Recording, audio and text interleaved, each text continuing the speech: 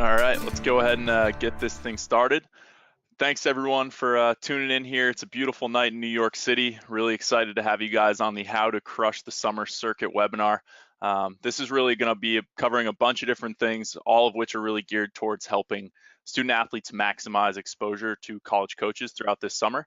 I'm sure your families are gearing up with a few different events, tournaments, so we're going to help kind of wade through the process a little bit, see how we can potentially help you out and answer any questions you guys have. So there's a section on the webinar that allows you to answer or ask questions. We'll be able to answer those at the end, but ask away and we'll jump in.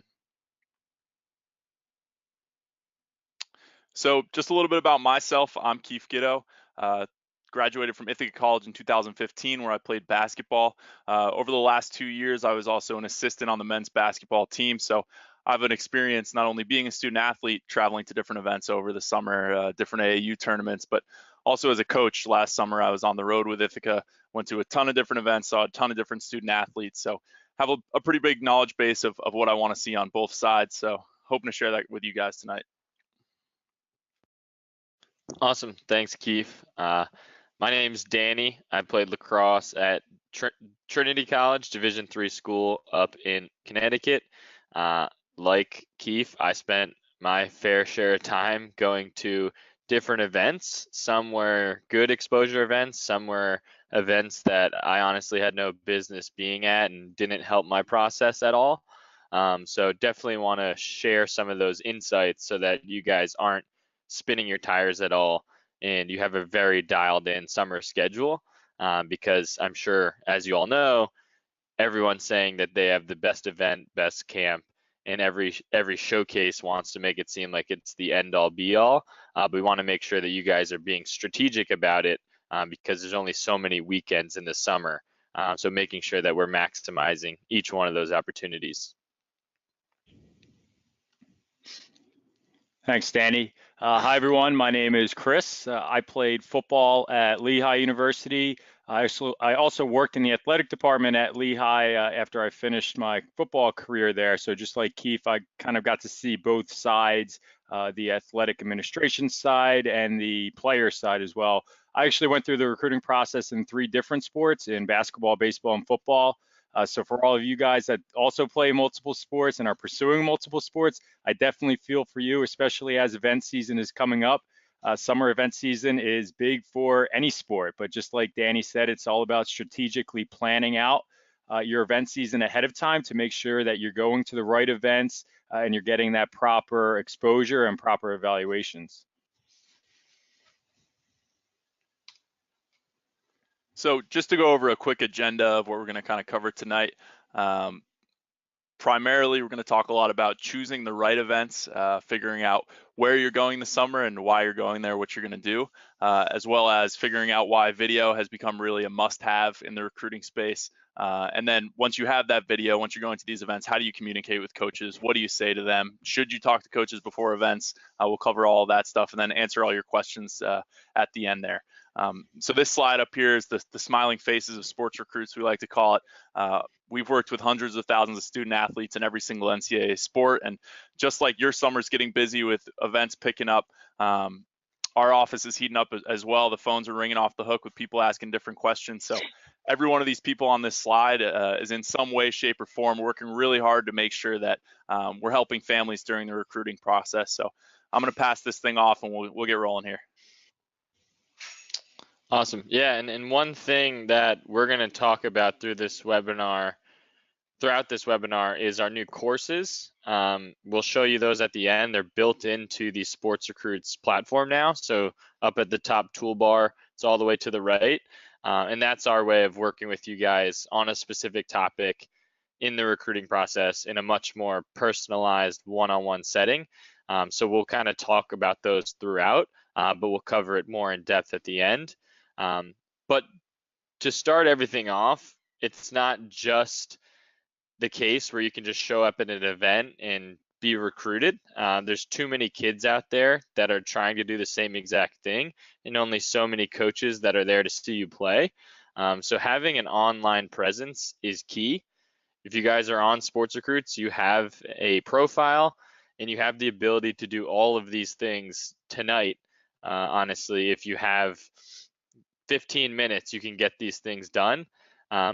Starting all the way to the right of this bar graph, the green bars are committed student athletes on SportsRecruits, and the blue bars are uncommitted student athletes. So obviously you guys want to get into that green section. These are 3 easy ways to increase your chances. All the way to the right, profile image. If you don't have a profile picture on SportsRecruits, do that as soon as possible. It just shows that you're taking the time to complete your profile. You think of Twitter or Facebook or LinkedIn for parents. If you don't have a profile image, it kind of just shows that something is missing, and it makes it a lot harder to stand out if they can't put a face to the name. So that's a really quick and easy one that's going to increase your chances right away. I'm going to jump now all the way to the left. An academic transcript. Not a lot of people take advantage of this part of SportsRecruits.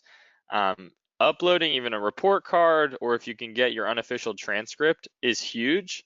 Not only can you see every time a college coach looks at it, but that's going to set you way far above all the other peers that are reaching out to the same schools, because as you can see, even for committed student athletes, only just over a quarter of them are uploading that transcript.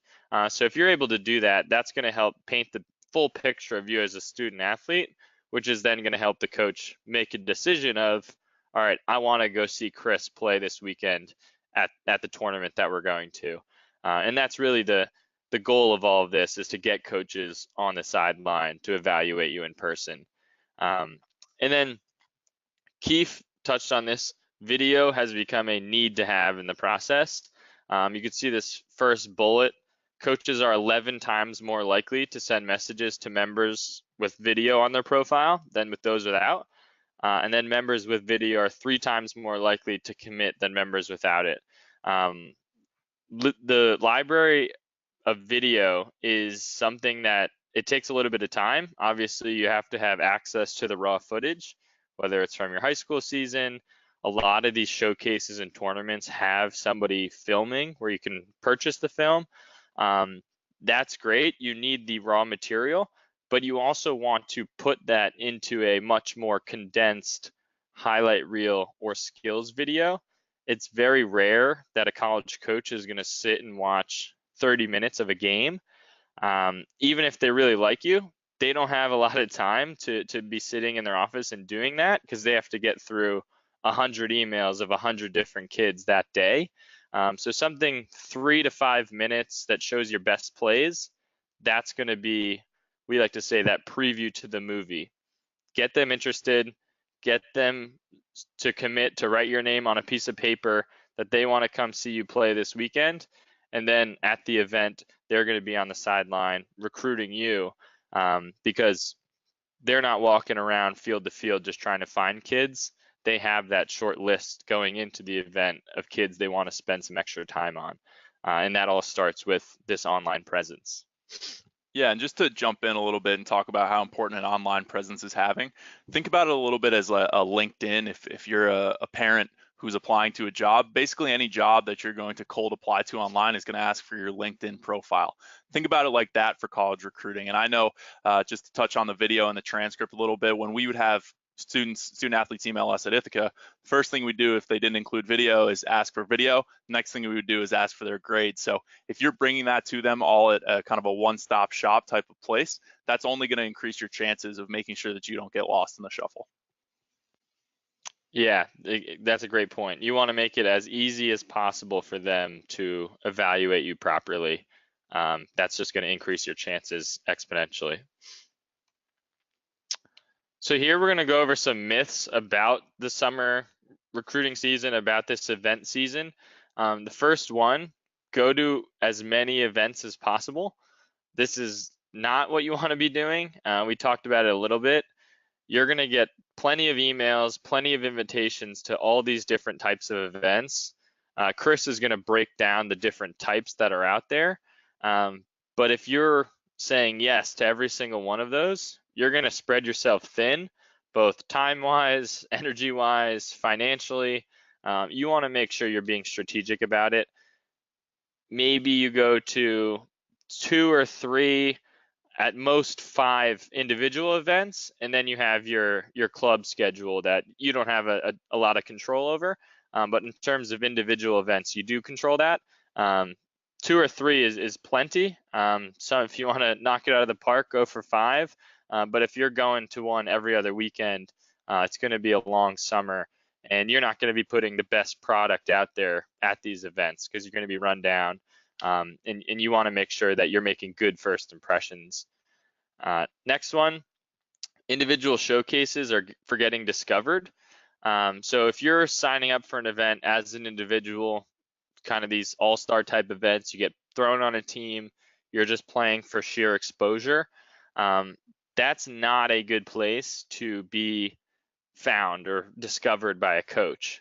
Coaches are going to those events, like I said, to look at a list of kids that they have written down ahead of time and want to spend some extra time on.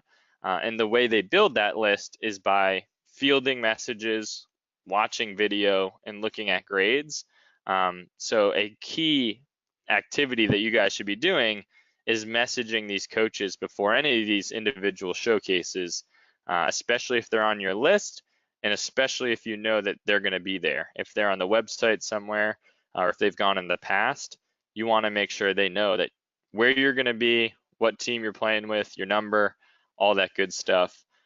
They always get a coach's book of the rosters, but it never hurts to reinforce that and say, hey, I'm going to be on field 4, 5, and 6. Here's my game times. I hope you can come watch me. That's going to increase your chances of then showing up on the sideline.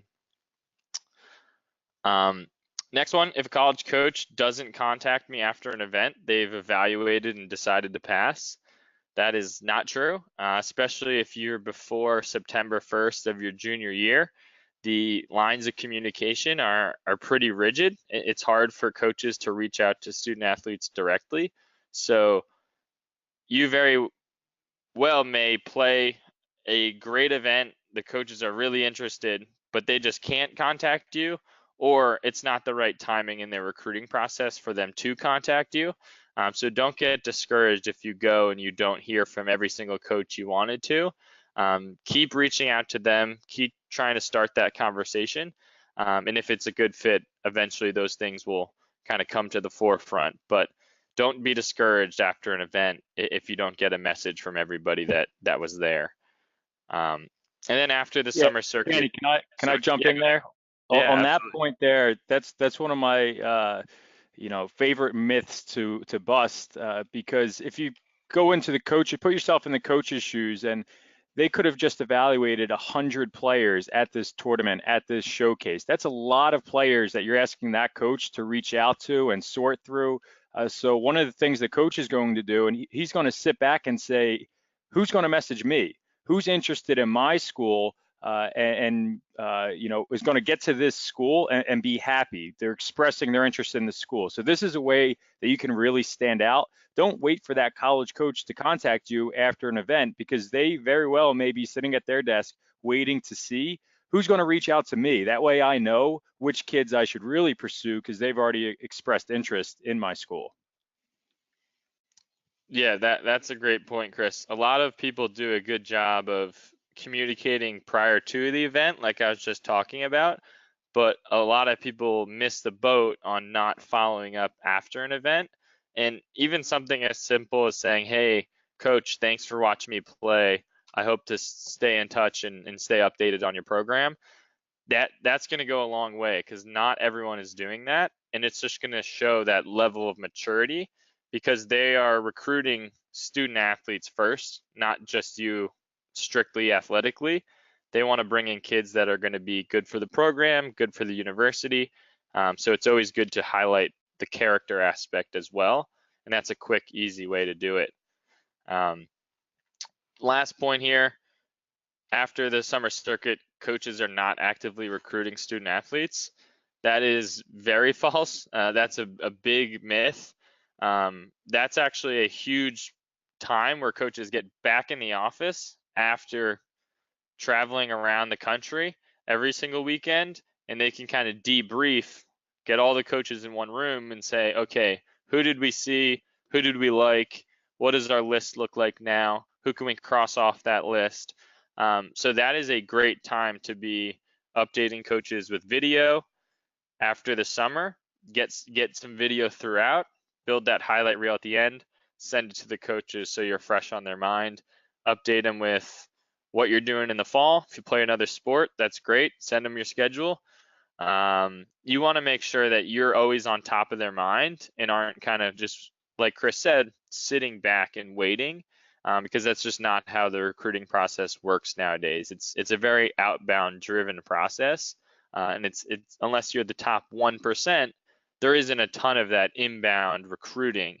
So you want to make sure that you're doing a good job of keeping these coaches up to date, and not kind of taking the pedal off or taking the foot off the pedal just because your events are done, because that little fall period before the school year picks up is a really important recruiting period for these college coaches. Yeah, and Chris, I have a question for you as someone who works with our families through our courses. What do you recommend as an appropriate timeline for them to actually reach out after an event? Is it the day after? Should they wait a week? What do you think? Yeah, so I'll take that even a step further and take you through my timeline of just event messaging itself. I think as soon as you register for an event, that's a great opportunity to tell the coach or tell a coach that's attending that you just registered for that event and you're super excited for them to be able to evaluate you or for them to be able to see you play. That's showing you're interested in the school, which makes you a recruitable athlete. These coaches don't want to waste their time recruiting someone that they don't even know is interested. So as soon as you register for that event, send out those messages. And then as the event approaches, about 10 days before the event, 7 to 10 days, send the coach your schedule for that event. If it's a tournament and you know what fields you're going to be playing on, at what time, what jersey number you're going to be wearing, makes it really, really easy. Danny mentioned a lot of these events the coaches will have their coaches book. They might not get that until the day of the event, whereas they would like to build their schedule of who they're going to see 7 to 10 days before the event. So then after that 7 to 10 days before the event message, another message couldn't hurt if you send it a day or two before the event, just a quick, hey coach, just wanted to remind you I'll be at this tournament, really excited for you to see me play. I hope I can get some feedback from you after the event. And then after the event, as soon as you get home from the event, coaches are going to be traveling once they get back. So it's not like if you send them a message in the car ride home, they're probably not going to get to that until maybe they get back into the office on Monday or Tuesday. But yeah, when you get settled in at your hotel or while it's fresh in your mind, that's a great opportunity to send that thank you message to the coach or to ask that coach if they had the opportunity to evaluate you and if they had any feedback. That way you can keep the ball rolling rather than just having your contact with that coach stop when the event ends. Yeah, that's definitely some great advice, and that's a question we get a lot. So thanks for covering that. Awesome. So like I said, Chris is going to break down the different types of events and show you how to kind of evaluate, is this a invite that went to everybody? Is this a personal invite? But these are some other questions you should be asking yourselves when you get one of those invitations or you're thinking about an event in general. What level can I play at? How do I know? Talk to your club coaches, talk to your high school coach. If they tell you you're a Division III type player and you got invited to a individual camp at Penn State, maybe that is not a personal invitation to you and they're trying to get as many people on campus as possible. You always want to be kind of strategic about these and make sure that you're digging a little bit deeper than just kind of reading the first line of the email and saying, okay, I'm going to go play at Penn State.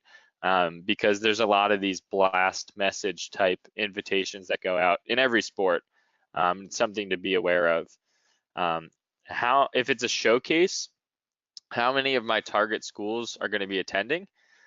So you have showcase A, and there's 5 schools on your list that are going to be there, and showcase B has 20 schools that are on your list that are going to be there. That's an easy decision for you to make. Make sure you're playing in front of as many schools as possible. It's just going to increase your opportunities. Don't spend your whole summer going to these single school camps unless you have a list of 4 or 5 schools, and you know those are the schools that you're a good fit for, because you're just getting more bang for your buck at these events where there's 50 plus coaches, way more eyes on you, way more doors are open that way. So you want to be thinking of these showcases that way. What type of outreach communication have I had with these coaches? If you've never in your life heard from these coaches, they've never seen you play, and you know that for a fact, and out of the blue, without anything prompting it, you get an invitation to a camp and it says, hey, we want to come evaluate you. It's probably an invitation that went out to a whole host of people.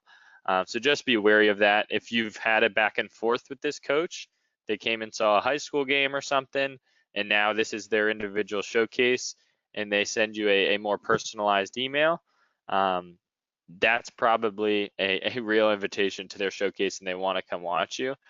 So just, we're going to get into it a little bit deeper, but always take a look at the communication you've had prior to that invitation that you're getting. Pretty easy one, pretty simple. How much does it cost? How far from home? And is there a better opportunity this weekend or this day? Like I said, there's only so many weekends in the summer, only so many times that you can travel and get a hotel and pay for the tournament fee. So you want to make sure you're using your resources wisely, your resources of time, money, energy. Make sure you're kind of allocating those properly throughout the summer. And then what is the goal of the event? Touched on this a little bit, but you hear the term thrown around, money grab, for some of these events. I think that is a harsh term. I don't necessarily think that's fair to call these events money grabs. It's just the goal of the event may be different. It may be to get as many kids on campus. Yes, they are drumming up some revenue for the program, but it could be just to kind of introduce their program to as many people as possible, generate some interest in the school, whereas the events you want to be focusing on at this point are exposure events where coaches are making decisions, evaluating kids. That's their sole focus. It's not to get, like I said, as many people on campus. There's also events where the focus is going to be development, fundamentals, building your skills. If you want to have a good experience, by all means, and learn from a college coach, head to one of those events. But if your goal is to be getting recruited, maybe take a look at a different event where it's more recruiting driven, exposure driven. And then we're going to show you how to evaluate those things. And then what are your goals? Like I said, if you're trying to get recruited, you're a rising senior, a rising junior, make sure that you're going to the right events and you aren't ending up at one of these weekends and saying, oh, that was a waste of time, because again, there's only so much time left in terms of the recruiting process in which you can operate. Thanks, Danny. That's all really great info, and I think you touched on a lot of points that I'll probably reiterate here. But we've mentioned the term events quite a bit so far.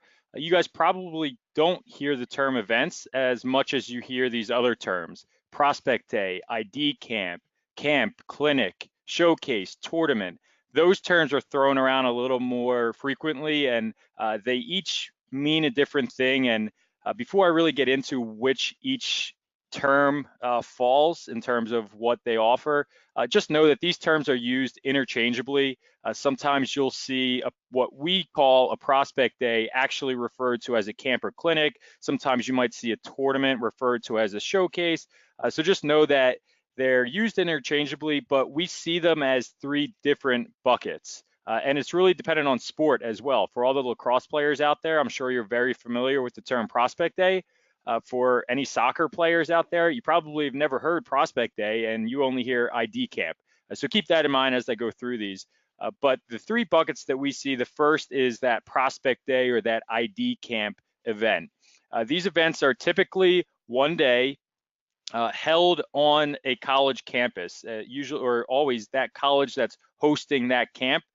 Sometimes you'll see other coaches at that camp, usually schools that are local, close in proximity, and not competitive, not in the same conference. For example, For those of you familiar with my alma mater, Lehigh, Lehigh could be hosting a camp and have neighboring Moravian College also at that camp evaluating players, but they're probably not going to have Lafayette come to that camp to evaluate players either, because they're competitive with Lafayette. So sometimes a prospect day will have other coaches there. Sometimes it will only be the coach that is, or the coaching staff that's hosting that event. You guys see the price there between $75 and $195 typically. Sometimes the bigger name schools, they know they can charge more because people will go there, so they definitely do that. And then as far as education versus evaluation, these prospect days are real heavy on evaluation. You'll certainly be put through drills, usually with current members of that team, and you're certainly going to learn and be coached at that prospect day or ID camp, but the coaches are really looking to evaluate the players there. A lot of the coaches that we speak with, they actually say that they do most of their recruiting at their individual prospect days, at their individual ID camps. If you take a look at any given roster, coaches tell us a majority of the kids on that roster attended that school's prospect day or ID camp. So if you're going through your process and you have your list to your final 3, your final 5, it might be worth it to go to each one of those prospect days, ID camps, because that's where you get the most intimate exposure. There's only going to be 50 or 60 other people at that camp. And a coach knows that you're truly, genuinely interested in that school if you're taking the time to go to that individual school's prospect day. So that's the first bucket that we see. The second is this term camps or clinics. These are typically 1 to 3 days. Sometimes they might be overnight on a campus. Sometimes you might have to stay in a hotel. Price range really varies based on the length of the event and if they provide lodging. At camps or clinics, usually a decent amount of schools, sometimes they're grouped by, say, a high academic camp or clinic, where you'll see a bunch of Ivy Leagues or NESCAC schools that are attending. The education versus evaluation, these camps and clinics are more focused on education than evaluation. And there'll certainly be evaluation at the camp, and you'll probably get a written evaluation from the coach. And coaches attend looking for who they can pursue further in the recruiting process. But there's a heavy focus on education. You're probably going to be put through more drills, more skill work than actual scrimmaging in that situation. So that's camps and clinics. And then the third bucket that we see is showcases. These are typically one-day events between $180, $500. And these are events that many, many schools are going to be attending, sometimes well beyond 40 schools, depending on the sport and the size of the event. And education versus evaluation, this is where you're going to go to get evaluated by a lot of coaches. There's going to be a lot of eyes on a lot of players.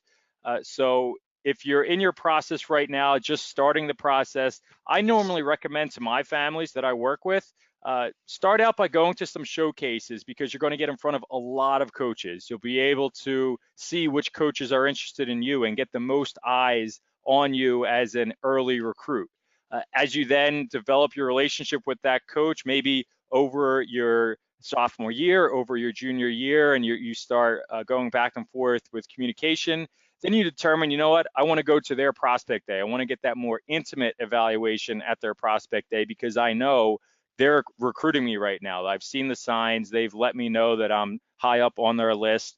So usually I recommend, and everyone's process is different, but usually I recommend start out with those showcases so you can get in front of a lot of coaches at once, see what you like, as well as see what the coaches like in you. And then as your process dwindles down, focus on those individual prospect days. Yeah, Chris, so just to jump in there, and I know, so Chris is one of our insights analysts, and he talks to families all the time. They go through our events course. So just to kind of reiterate there what you were saying. So if I'm a 2020 just starting out in the process, don't know what I'm doing, don't know where I'm looking, showcases are probably my best bet because it gets me in front of the most people. Is that kind of the gist of it? Yeah, if you're just getting started with the process, you're still in the process of building your list of target schools, then yeah, absolutely. Perfect, thanks. Cool. So I'll continue here with what Danny's been alluding to a little bit already. how to spot these invitations to these camps and clinics. Is it a, quote, money grab? Is it a serious invite?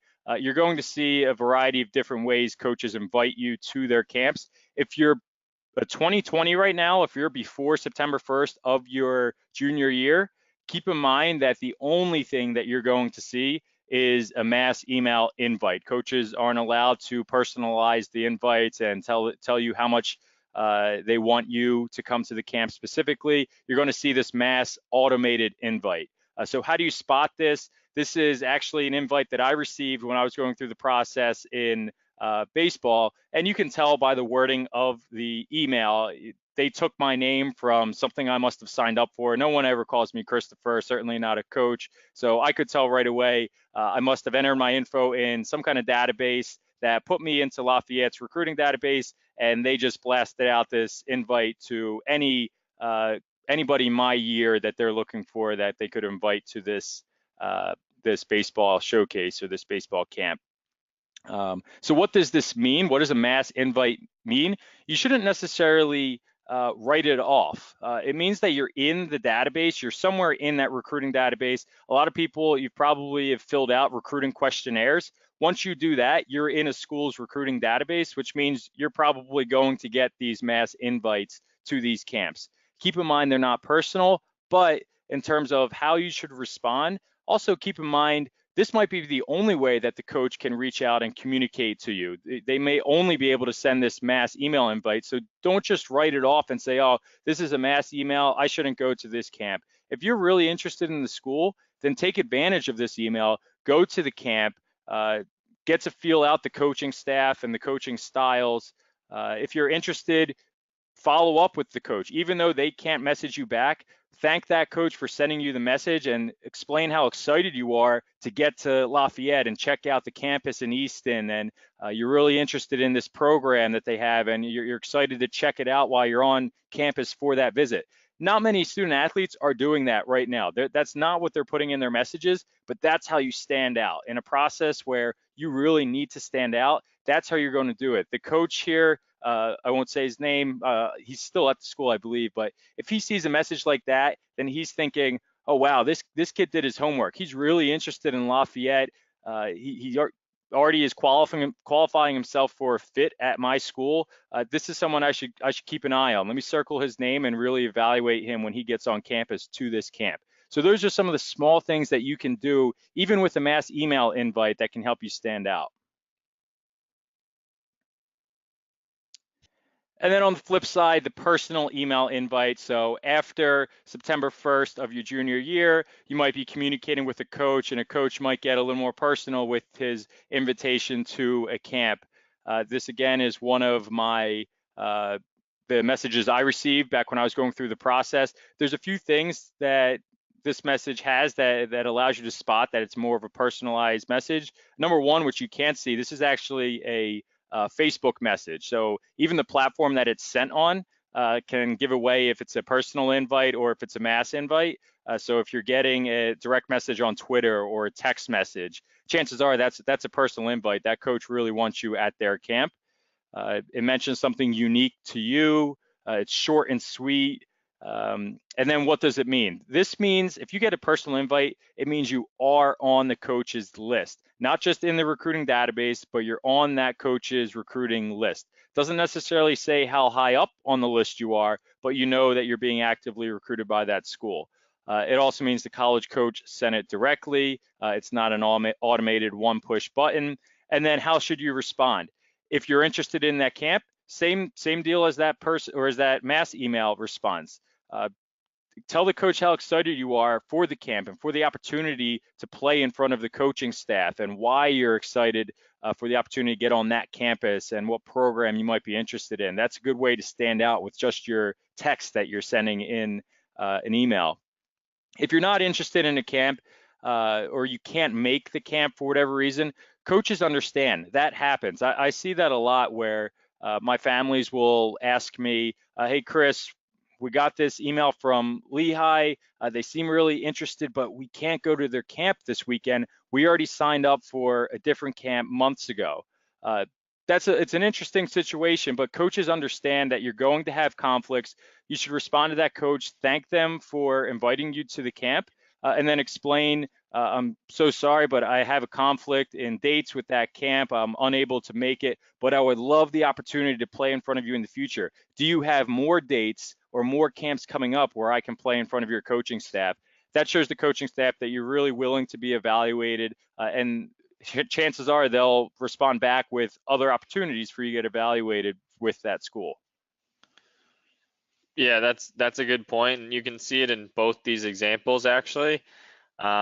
Each one has two different dates because they kind of know that that's the deal, and whether it's SATs or SAT tutoring or a different event or a family obligation, there's going to be conflicts, and that's why they have the two different dates. Maybe it's one in the summer, one in the fall, or they're both in the summer.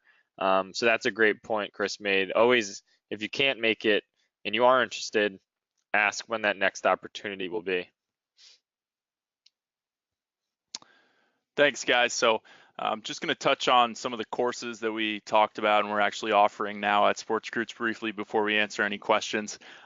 Basically, if you've been on the webinars, you've probably heard about our Insights program. We're kind of shifting our focus. We have a ton of different families, and Danny and I talk to families all the time that have different needs that we've kind of identified. So we've broken those out into a bunch of different courses that cover a bunch of different things, whether you're just getting started or have questions, Recruiting 101.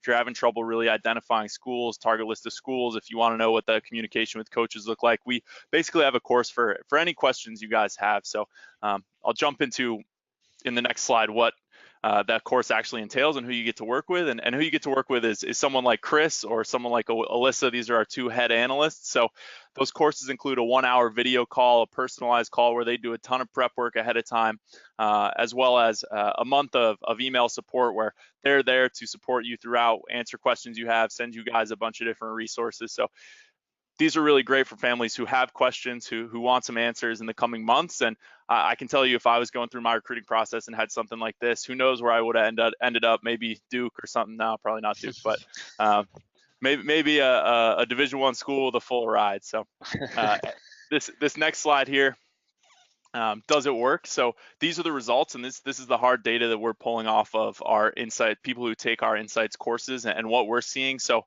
after the first 30 days of a course, if you have no traction, if you have no coaches messaging you back, anything like that, this is some of the results you're going to see.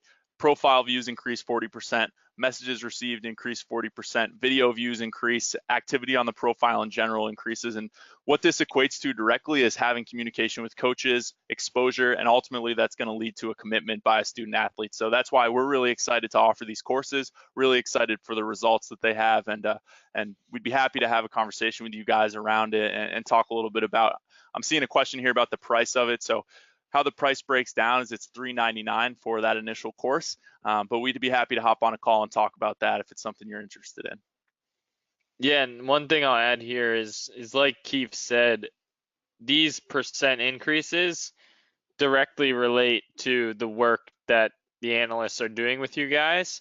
There's kind of that quality assurance built in because Chris and Alyssa or whoever your analyst is are so hands-on helping you guys answer questions, get these kind of stepping stones accomplished, that you see these huge spikes in activity. So yeah, if you feel like you're kind of spinning your wheels, this is a great opportunity, a great way to kind of kickstart and take your process to that next level. Yeah, absolutely. And when you look at that $399 price tag, it might seem a little bit high, but when you think of the return and investment you're getting out of that, you can figure out what prospect days you don't need to go to, save that money initially, figure out, okay, is there a scholarship opportunity for me so you don't end up paying $200,000 over the course of a college career. You can pay $399 right now and basically learn everything you need to know. And we're lucky enough where our development team has been working really hard that we've built these courses right into the student athlete profile on SportsRecruits. So if you're on your son and daughter's profile, right up there on the top next to the video button is the courses button, and right there it shows a breakdown of every single course, gives a video, a nice explanation. You get to see Chris explain a lot of them. But if you have questions, Danny and I will put our contact information up here, and you can reach out to us directly, and we'd be happy to chat with you. all about that. But I'd encourage you to hop onto that courses page. You can purchase them right through the site if you want to, or hop on a call with us and we can definitely take a more in-depth look at it. Yeah, and you can only see, excuse me, the top 4 courses here. There's a full page of them, and they're kind of they are in a strategic order of, okay, let's start with recruiting 101. If we're past that, you build your list of schools. Now it's time to communicate with them. All right, now I'm going to have an in-person visit with the coach. Let's prep for that interview. So there is a strategic order to them. And yeah, these videos, you get to meet the other analysts, and you get to learn, okay, this is what I'm going to walk away with after spending a month with Chris talking about my list of schools. Each one of those courses has kind of the takeaways and all the things that you get by taking that course. Awesome. So we're going to jump into a few questions here. There's a few good ones that have been asked. I like this one, especially with the new recruiting rules changes, everything. You touched on it briefly, Chris. So how are 9th, 10th, and 11th graders getting letters of intent right now? And what does that look like? So that's a really good question. I saw that one come in as well. And it's actually, number one, it's dependent on sport. With this brand new legislation that just went out in all sports, minus football and basketball, and the extra layer of that legislation in softball, it really now depends on which sport you're talking about. But typically, since you're not allowed to speak with or not allowed to have recruiting conversations with a coach until that September 1st of your junior year, typically those offers will go out through a club coach. If your sport allows college coaches to talk to club coaches about recruits, some sports don't allow that anymore.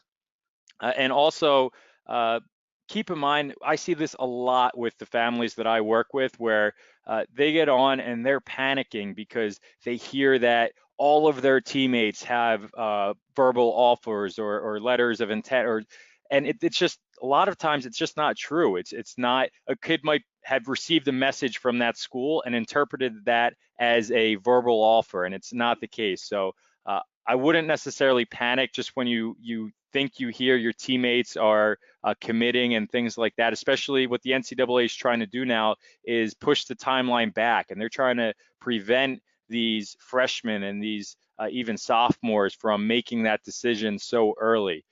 So there's ways that coaches are able to secure a verbal commitment. Keep in mind, though, that that's starting to go away. The NCAA is looking for that to go away. And also, a verbal commitment is not legally binding. There's some statistics out there that the NCAA regularly puts out that says, so many student athletes that do verbal commit their freshman year, their sophomore year, don't end up ever playing for that coach when they get into college. They switch their verbal commitments. The only legally binding document that you would sign in the recruiting process is a letter of intent, a national letter of intent at the Division I or Division II level. And that legally binds you to a school for one academic year. That doesn't come until your senior year, either in November or after the holiday break, for depending on which sport you're in. So I know that was a lot of info, a long-winded answer, but hopefully that answered that one. Yeah. Basically, just to sum it up, those 9th, 10th, and 11th graders are verbally committing to these schools, not signing anything, and basically just saying the coach has somehow, through back channels, offered them a spot depending on what sport they're playing. Thanks for that, Chris. One question here: what's the point of sending messages to coaches when they can't actually respond if it's before that date when they're allowed to talk to you? So who wants to grab that one?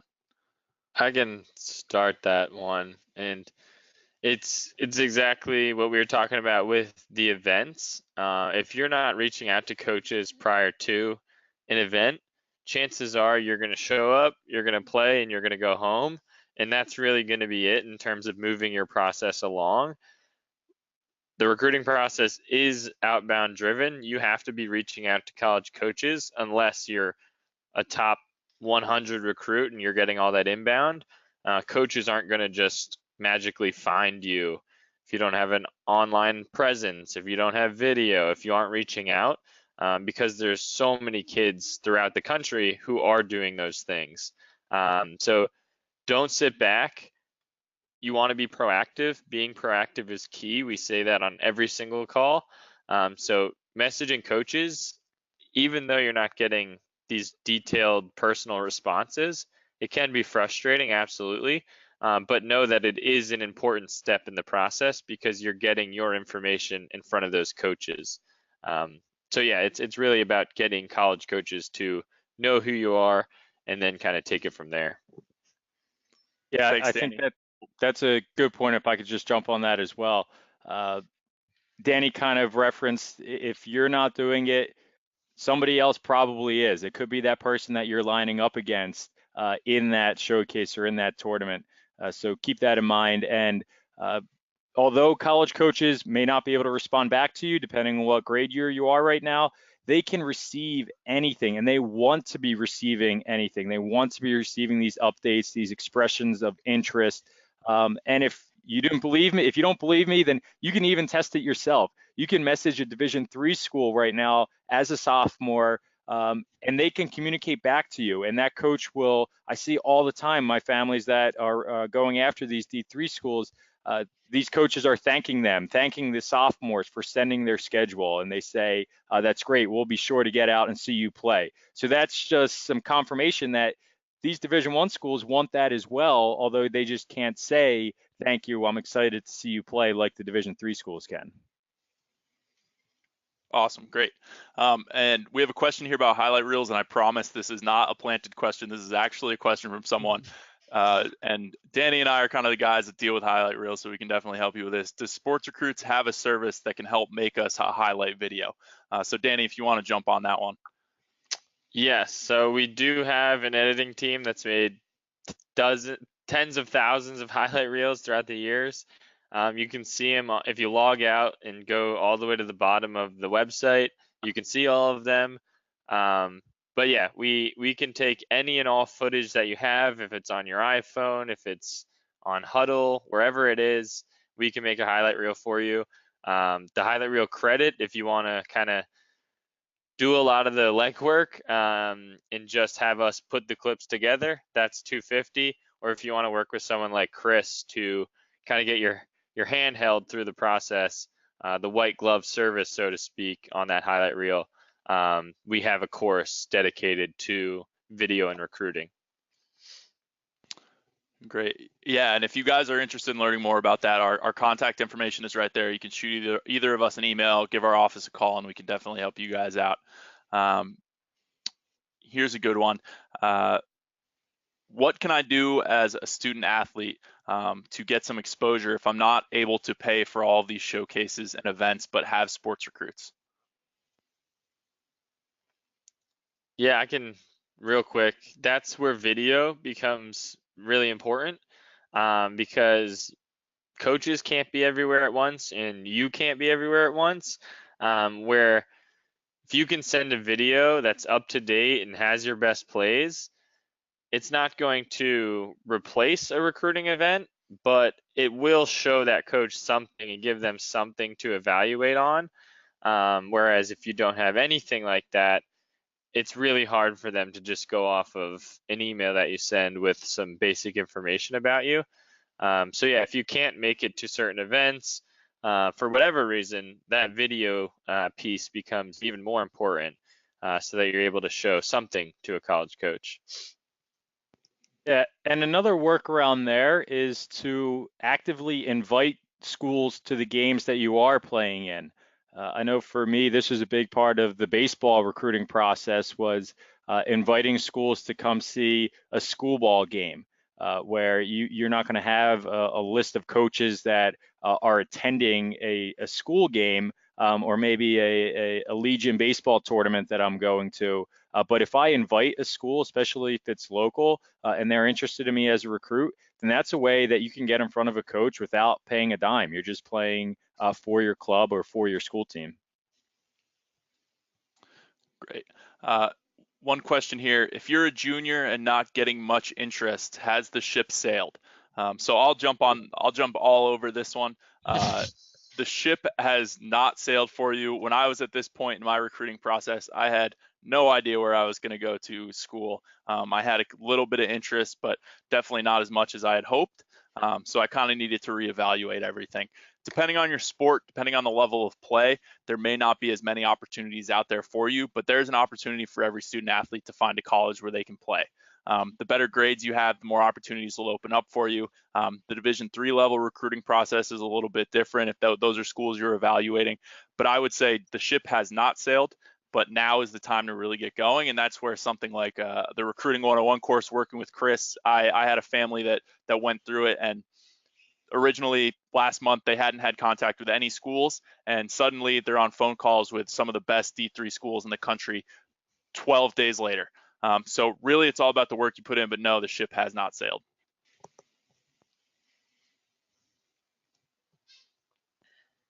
Take a look here. If you have videos uploaded on your profile, do you need a highlight reel? So let's just say, as an example, if you have a couple clips or a full game. I would I would say if you can do it, then absolutely, because like I said at the beginning, it's rare that a coach is going to get an email from Chris and then all of a sudden jump in and watch a whole half of his football game.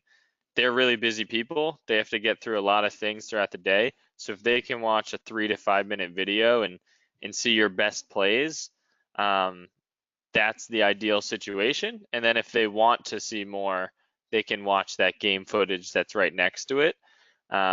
I know with other sports, baseball, softball, volleyball, even like a skills video is more common than a highlight reel. But that's the same type of idea. You're getting a condensed video with your skills, your best clips in front of them. And then if they request more or they want to watch a game, you can have it right next to it. But they're going to watch the highlight reel first and foremost to get a quick snapshot of you as an athlete.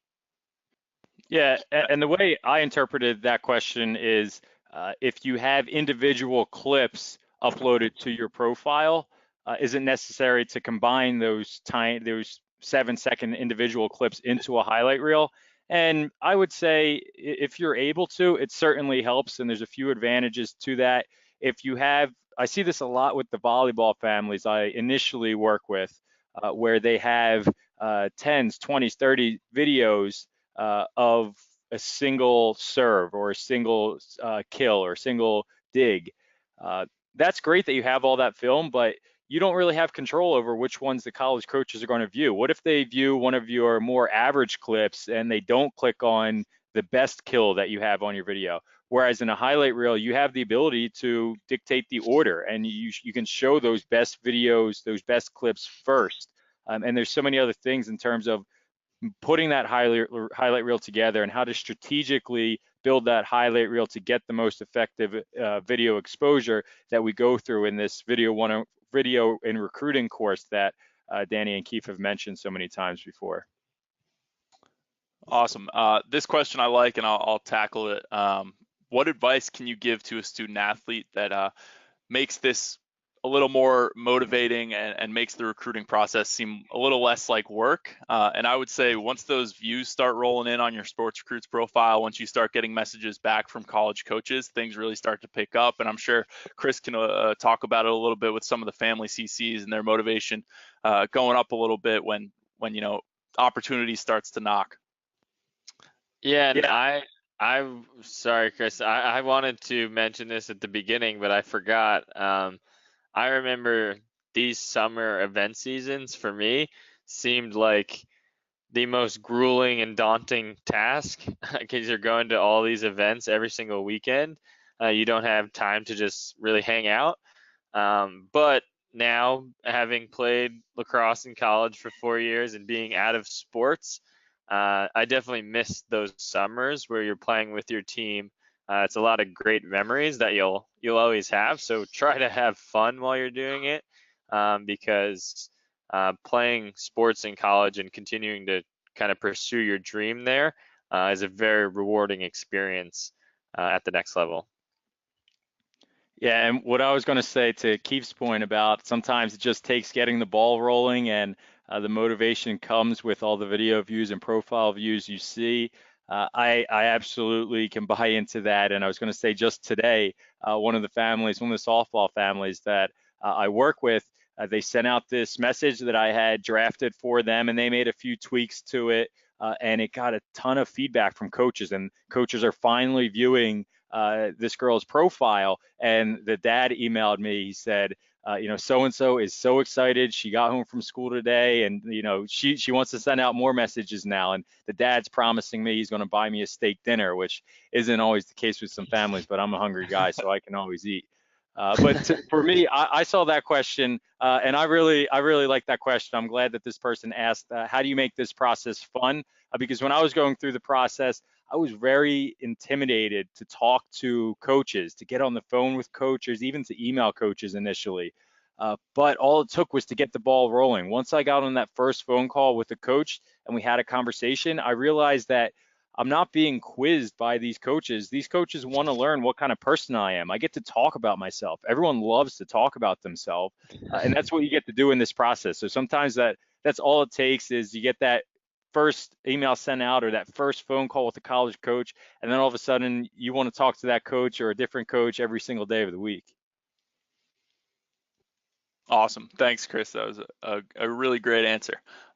Couple of SportsRecruits specific ones in here that I'll just jump on quickly. This one, emails through SportsRecruits enough, or are college coaches wanting personal emails sent out through personal email locations? So just the feedback we're getting and emails sent through SportsRecruits. So we don't allow for any blast messaging or anything on SportsRecruits. Every single email sent is a personalized email, and it comes in from the student athlete. In terms of having it come from a personal email account, I know all the coaches at Ithaca, and I was talking to the assistant women's soccer coach the other day, actually, and she was asking me, what am I doing? Where am I working? And I told her SportsRecruits, and she was like, oh, SportsRecruits, that's great. Yeah, I love getting the messages from them. Click through the profiles. It's awesome. So in terms of college coaches managing their inbox and looking, it really doesn't matter to them as long as they have access to the student athlete.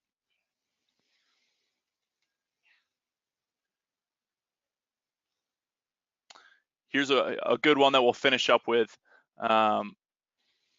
So what strategy should a student athlete use who has identified maybe 4 or 5 schools, is really coming to the end of their process, but wants to maybe take a look at some other schools going into their junior summer? Are there opportunities still out there if there are different schools that are recruiting them? Kind of just a general for someone who's kind of coming to the end of the process but kind of want to open things back up. I would say instead of just going, so say there's 5 schools you have and you want to add schools to that list, instead of just going to those 5 schools in their prospect day, go to one of those showcases where there's 40 or 50 schools evaluating. That could be a way to generate some more interest, and just message these coaches. I think, and Chris will attest to this, one of those things that families are afraid to do is ask questions. Ask those college coaches if they're still evaluating in your grade for your position. Whatever that question may be, it's their job as college coaches to answer those questions, and they don't want to waste your time, and they don't want to waste their own time. So it's totally fine to be asking certain questions like that. Awesome. Thanks, Danny. So we're going to wrap things up here. Thank you guys so much for attending and staying with us for the hour. I hope we provided some good value for you. You have our email addresses there, Danny at SportsRecruits and Keith at SportsRecruits. So if you have any questions, if you want to talk about courses, if you want to be able to connect with someone like Chris who can definitely hold your guys' hand through the recruiting process and answer all your questions, reach out to us and we can figure out how to get you guys connected. So feel free to shoot us an email or give us a call, and we look forward to connecting you. So we'll reach out to you guys tomorrow over the course of the next few days, and a recording of the webinar will go out as well. So thank you guys so much. Thanks, guys. See you guys.